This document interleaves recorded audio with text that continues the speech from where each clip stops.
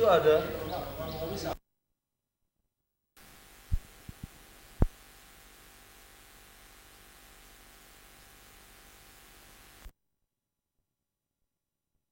Tidak cukup hanya mendengar dan membaca di media massa, dan kami ingin memperoleh informasi itu dari tangan pertama dari Bapak Soeharto sendiri, karena kami mendambakan suatu kegiatan agribisnis di Indonesia ini yang sekarang sudah mulai berkembang, makin berkembang lagi, apalagi di dalam pembangunan jangka panjang nanti. Kami mengharapkan bahwa pangkatan kedua itu adalah era agribisnis. Dan kami sadar bahwa kamilah pelaku-pelaku yang sekarang ini telah memulainya, dan mengharapkan dengan informasi yang kami peroleh dari hari ini dari Bapak Soeharto sendiri dapat mengembangkannya dengan baik dan dengan berhasil, insya Allah. Kami adalah himpunan yang tidak merupakan satu asosiasi, tapi kami menyediakan satu forum tukar menukar pikiran untuk bisa mengembangkan rasa, karsa, dan juga informasi ataupun peluang-peluang agribisnis antar anggota, baik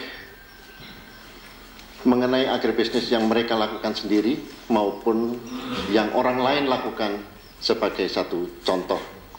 Maka forum ini merupakan forum untuk bisa dipakai sebagai usaha kebersamaan kami secara horizontal antar usaha maupun secara vertikal, dari sejak produsen komoditi primer, processing, agroindustri, pemasaran, dan juga jasa-jasa yang dapat mendukung kegiatan agribisnis ini.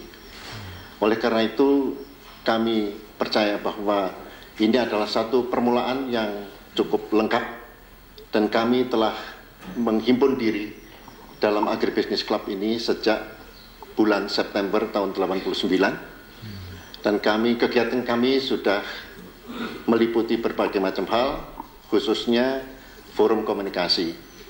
Tapi di samping itu kami juga memiliki satu kesempatan untuk mencari mitra di luar negeri.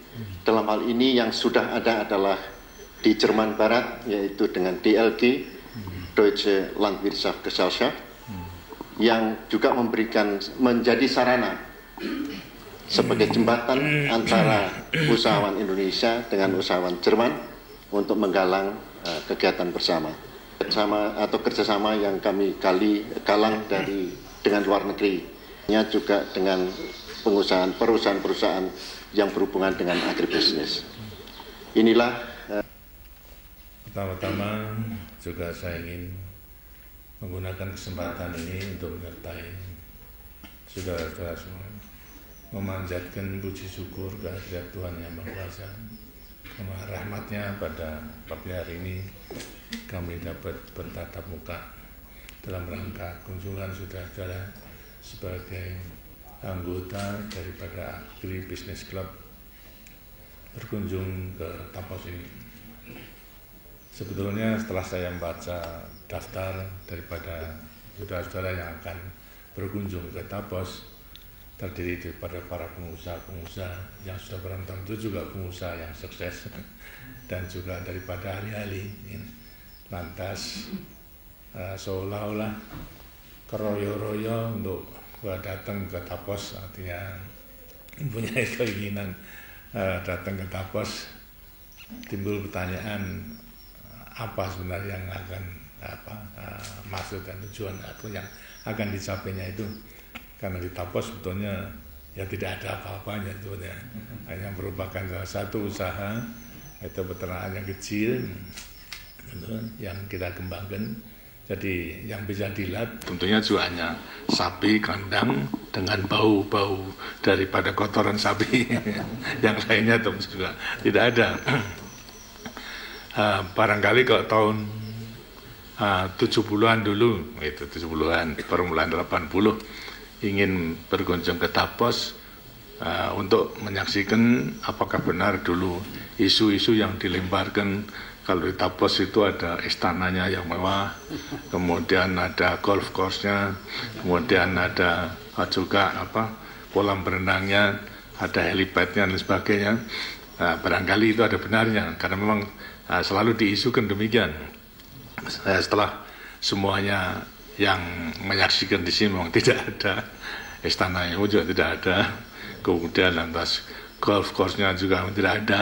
Yang ada memang padang rumput yang kalau dilihat dari jauh itu memang rata hijau, itu barangkali disangkanya itu golf course-nya. Begitu pula ada bak yang panjang itu tempat penyimpanan air untuk minum ternak dan cuci kandang. Barangkali itu yang dikira kolam renang gitu. Begitu banyaknya menyaksikan rupa-rupanya lantas daripada isu-isu itu menjadi bosan sendiri dan tidak timbul lagi daripada isu-isu itu karena kenyataannya tidak demikian. Karena itu saya juga menghargai dan terima kasih atas kesediaan saudara-saudara dalam forum agribisnis ini akan meninjau di Tapos ini barangkali sedikit besarnya bisa digunakan sebagai perbandingan pengalaman dalam mengusahakan sendiri-sendiri karena satu sama lain mempunyai kelebihan dan kekurangan. Di atas ini barangkali saudara-saudara memang mengetahui adanya 3S Ranch itu adalah dari singkatan 3S. S-nya adalah Sari Silang Stad. Jadi kalau membaca, mengerti daripada namanya saja tentu sudah mengetahui maksud dan tujuan daripada ranch tersebut ialah Sari Silang Stad, untuk menghasilkan stud, untuk menghasilkan daripada suatu ras sapi dan domba itu yang dapat dikembangkan, di mana sarinya itu adalah untuk disebarluaskan kepada rakyat dalam rangka apa? Dalam rangka memperbaiki mutu ternak kita. Karena mutu ternak kita pada dasarnya ya sudah dibandingkan dengan ternak dari luar negeri yang telah selalu mengadakan penelitian dan dikembangkan dengan baik, memang sudah jauh ketinggalan. Seharusnya kita ganti secara keseluruhannya, tapi untuk mengganti tentunya juga mahal itu. Untuk mengganti daripada sapi kita, apakah daripada peranaan unggul PU kita maupun juga daripada sapi Bali, baik yang ada di Bali aslinya maupun juga yang sudah ada di Sulawesi Selatan, kemudian di Nusa Tenggara Barat, Nusa Tenggara Timur dan Timur sendiri, dan juga tersebar di pada lain-lainnya, memang sudah kurang baik dilihat daripada pengembangan ternak, terutama untuk sumber protein daripada makanan yang harus disediakan bagi rakyat kita, dapat dikatakan ya kurang menguntungkan. Karena kalau kita benar-benar meliti dari sapi kita yang dapat dikatakan baik di pasaran pada waktu itu juga baik, terutama diekspor ke Hong Kong itu untuk memenuhi kebutuhan daripada rakyat Hong Kong, ekspor sapi Bali ya. Untuk mencapai berat badan 400 kilo aja memakan waktu barangkali 5 tahunan itu. 5 tahun lebih itu. 450 dikatakan ya 5 tahunan, 6 tahun lebih. Sedangkan sapi unggul daripada sapi negara-negara yang telah datang penelitian, umur 2 tahun saja sudah mencapai 600 sampai 700 kilo. Dengan cara demikian, itu kalau kita bisa mengganti menang waktu 4-5 tahun, itu baru mencapai 400-450 kg, sedang ini 2 tahun saja sudah mencapai daripada berat badan 600 sampai pada 700 kg. Jadi dalam rangka memelihara ternak untuk penyediaan protein, sebesar wajarnya harus kita adakan perubahan-perubahan itu. Karena itulah kita artinya ternak kita harus kita perbaiki mutunya dengan mengadakan pengawinan silang itu, dengan crossing daripada sapi kita dengan pejantan-pejantan dari luar negeri yang baik, yang unggul. Kalau perkawinan secara alamiah tentu akan lama, nah sekarang harus dengan perkawinan mempergunakan mani begunya, inseminasinya.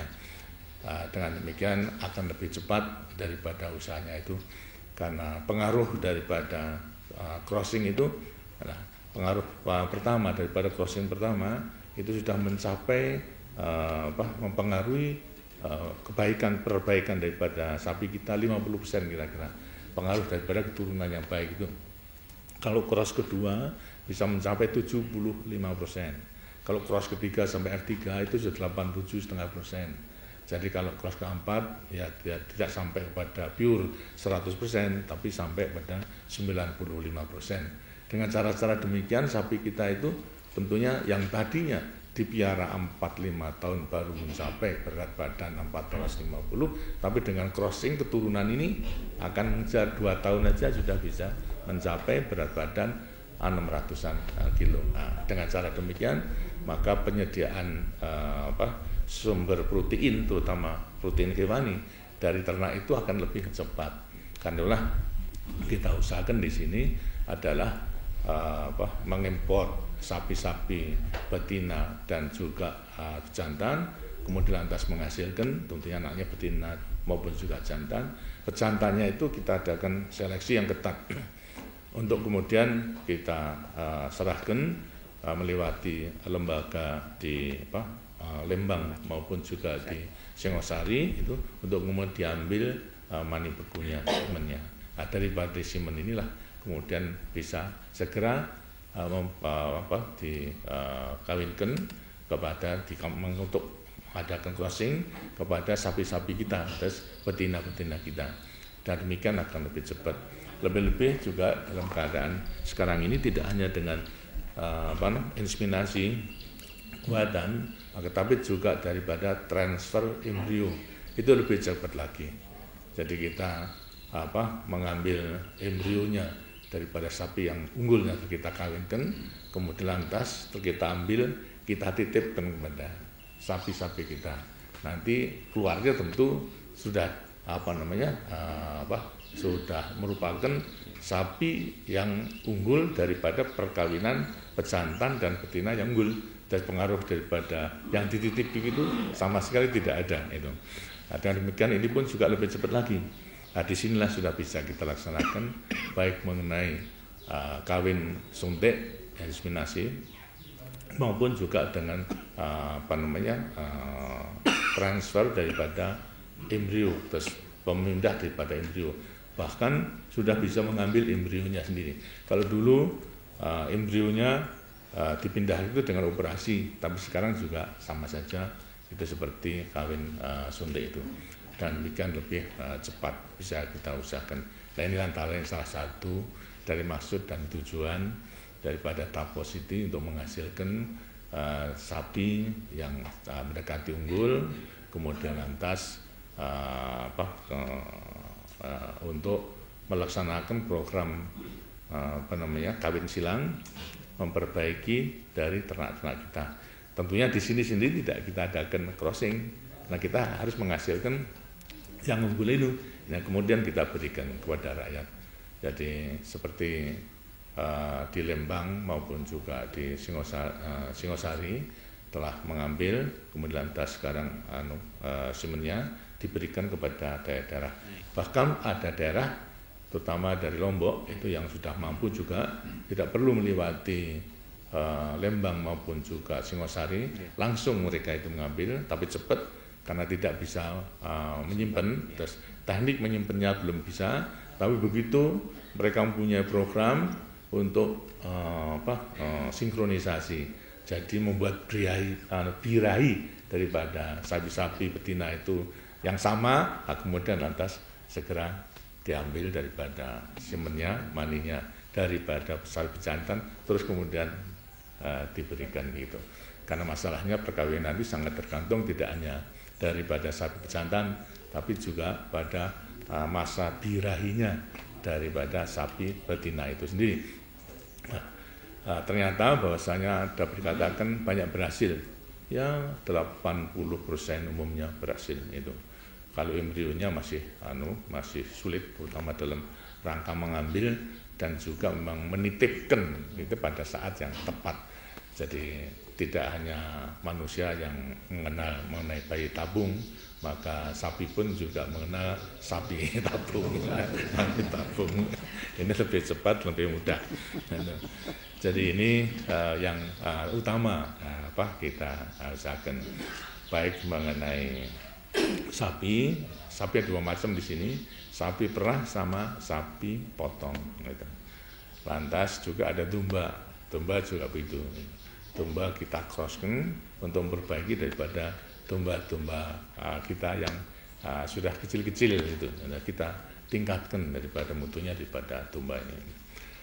Jadi kemudian kalau kita bicara mengenai soal ternak, tidak hanya mengenai artinya mutunya daripada ternak yang baik, kita mempunyai bibit unggul yang baik, tapi kalau pemeliharaannya kurang baik, ya sama saja. Keunggulannya kemudian menjadi merosot, hasilnya turun, tidak bisa bertumbuh, bahkan mungkin yang menjadi kuntet, menjadi kecil-kecil itu sama saja. Karena itu kalau kita membicarakan mengenai perbaikan daripada sapi maupun domba, kita melewati pilihan daripada bibit yang unggul dan yang baik, maka mengenai pakannya pun juga harus kita adakan perbaikan-perbaikan. Nah, di sini pula kita adakan usaha-usaha untuk memilih pakan ternak yang mutunya tinggi. Ada 2 macam, ya, adalah satu gajahan, lantas yang kedua ada genggeras. Ini daripada genggeras ini produksinya tinggi, 1 hektar bisa menghasilkan 75 sampai 100 ton, sedangkan kalau gajahan itu hanya kurang lebih hanya 50 tonan saja satu panenan, satu potongan, sedangkan siklus pemotongannya itu adalah 35-40 hari, sehingga demikian 1 tahun itu bisa 8 kali potong. Kemudian setelah begitu seterusnya, setelah 3 tahun baru kita bongkar. Jadi kita tidak nanam terus-menerus, tetapi nanam sekali, setelah tiap 40 hari kita potong untuk makanan ternak, kemudian lantas kita pupuk lagi, tumbuh lagi, potong sampai pada 3 tahun. 1 tahun bisa motong 8 kali. Memang kalau kita bisa menghasilkan 100 ton, itu berarti saudaranya 100.000 kilo. Misalnya 1 kilo kita jual Rp10 aja, berarti 1 juta. Jadi kalau 1 tahun 8 kali ya 8 juta. Jadi sudah untung untuk menjadi petani rumput saja sebetulnya sudah untung. Tapi kalau ada yang membeli, tapi kalau tidak yang beli tentunya juga. Jadi ya, peternaknya ada, kalau tidak ada peternaknya juga tidak akan laku gitu, itu. Jadi ternak ini adalah membutuhkan makan yang baik. Di sampingnya itu juga tidak hanya makan rumput yang baik, tapi kita usahakan agar supaya bisa menggunakan limbah bis itu untuk menyediakan makanan ternak yang lebih baik, khususnya untuk cadangan daripada ternak, makan ternak bila mana pada musim tertentu itu sudah sulit untuk memperoleh rumput. Oleh karena itu stoknya itu juga memang harus perlu, karena memang 1 hari aja 2 hari ternak itu makan, kemudian menjadi kurus, untuk memperbaiki itu juga sulit sekali. Karena itu cadangan ternak itu memang harus ada.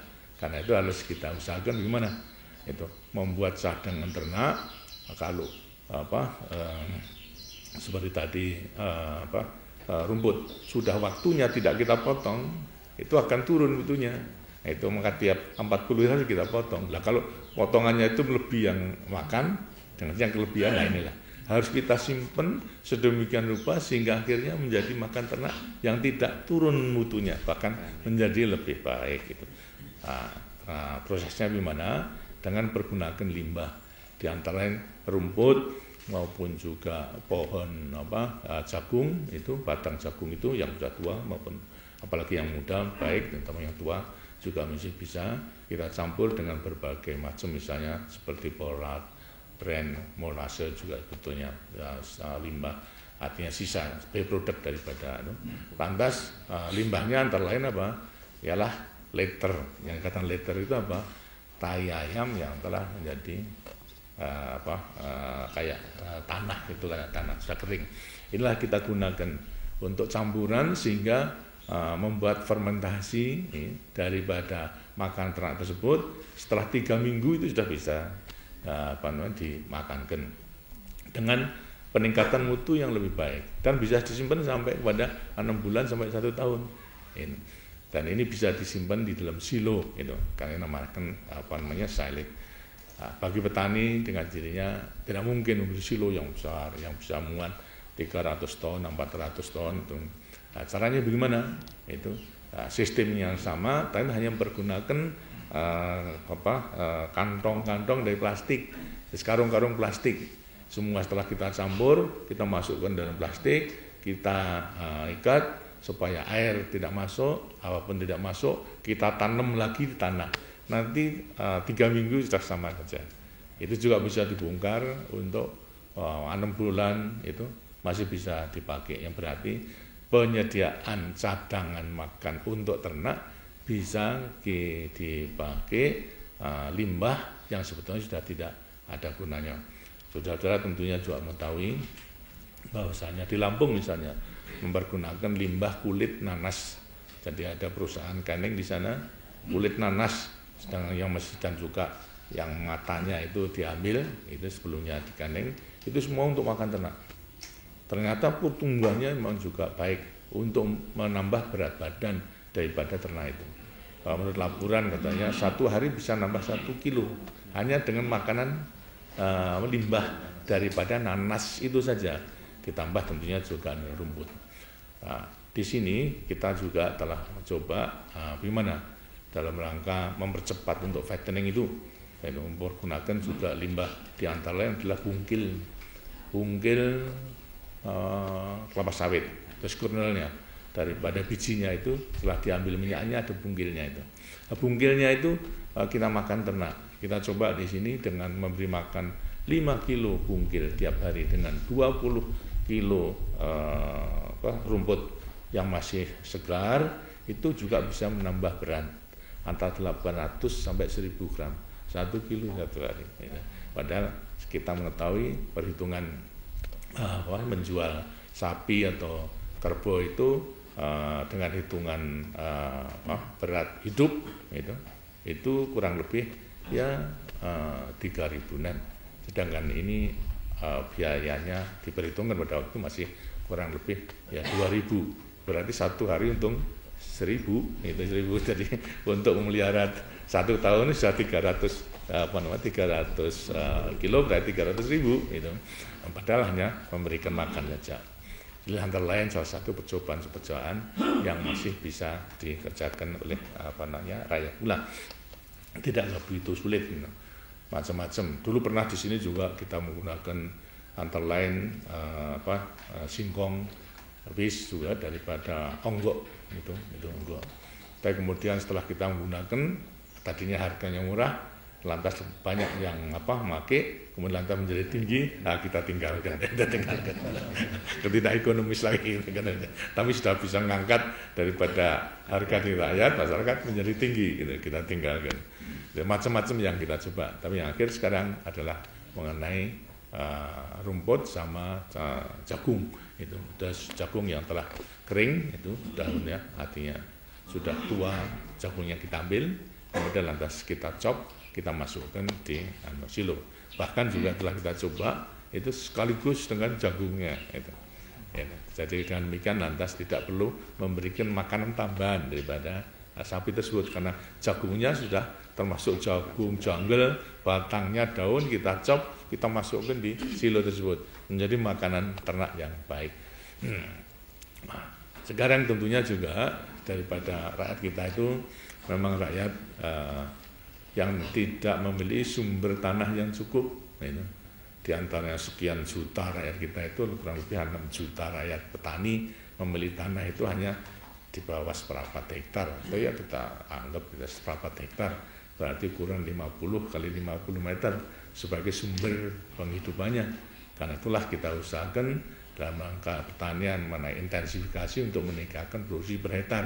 Tapi di sampingnya itu agar supaya juga ada usaha lain yang bisa merupakan tambahan, tapi juga bisa menambah daripada produksi pertaniannya itu sendiri dalam melaksanakan mixed farmingnya itu terus pertanian campuran. Jadi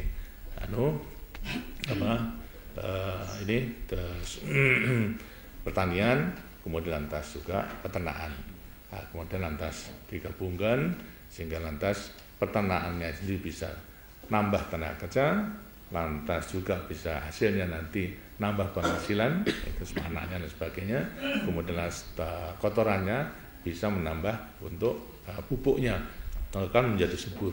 Karena itulah sistem daur ulang di sini kita coba itu untuk membantu pada petani-petani dalam selalu mensuburkan daripada tanahnya. Terus recycling, daur ulangnya apa? Daripada pertanian dengan pertanian sama ternak ini. Jadi sapi tentu menghasilkan kotoran, termasuk air kencingnya dan sebagainya, air untuk mencuci. Semuanya kita tabung dalam satu bak, itu bisa diambil biogasnya. Setelah diambil biogasnya, lantas airnya tentunya bisa kita gunakan untuk pupuk juga. Lantas kotorannya juga kita lemparkan ke tanah, ke lahan untuk pupuk juga. Akibat daripada itu tanahnya menjadi subur. Karena subur daripada tanah, tanamannya dengannya juga lebih berhasil. Termasuk daripada tanaman pertanian maupun juga tanaman daripada rumput. Lantas daripada rumputnya dimakankan ternak.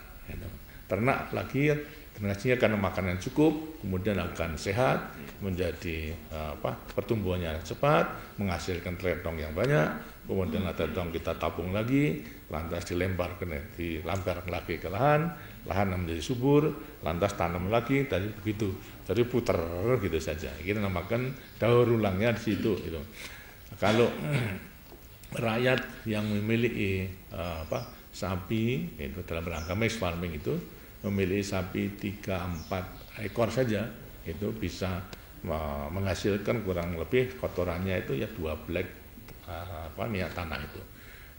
2 blek minyak tanah dicampur lagi dengan 2 blek air, kemudian campur masukkan dalam satu tangki yang akan menghasilkan biogas. Biogasnya itu bisa menghasilkan 2 jam tiap-tiap hari. Nah kalau 2 jam cukup untuk masak, itu untuk masak. Yang pada kelebihannya bisa juga untuk untuk penerangan. Dan demikian keuntungannya apa? Di sampingnya nanti mengenai soal pupuknya tadi, biogasnya itu berarti rakyat tidak perlu membeli minyak tanah.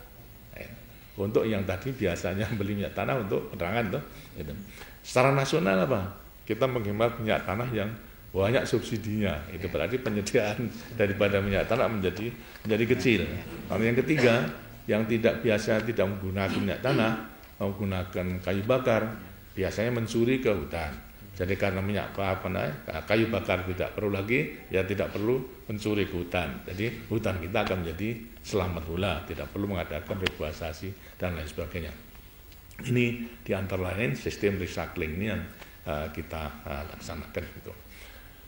Kemudian jadi sekarang mengenai sapi seperti tadi saya katakan, ada sapi perah, ada sapi potong. Sapi potong tadinya kita akan mencoba macam-macam. Turunnya Brahman kita coba. Brahman itu mempunyai sifat-sifat yang agak